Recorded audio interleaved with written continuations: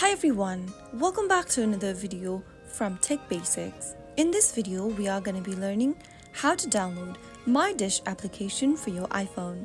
To download the MyDISH application on your iPhone, first of all, go ahead and make sure that your device is connected to a stable internet, that is your Wi-Fi or your mobile data. Once you've made sure of that, go ahead and open your App Store.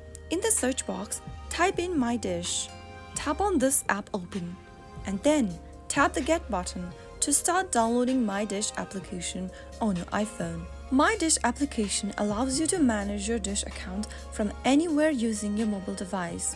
With the application, you can view and pay your bill, manage your appointments and programming, order pay-per-view and video on-demand content, customize your preferences all on the go.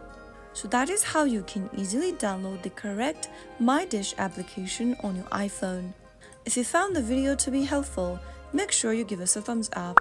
Don't forget to subscribe to the channel by hitting the subscribe button. Press on the bell icon so that you'll never miss another upcoming upload from us. I will be back again in the next episode. Thanks for watching.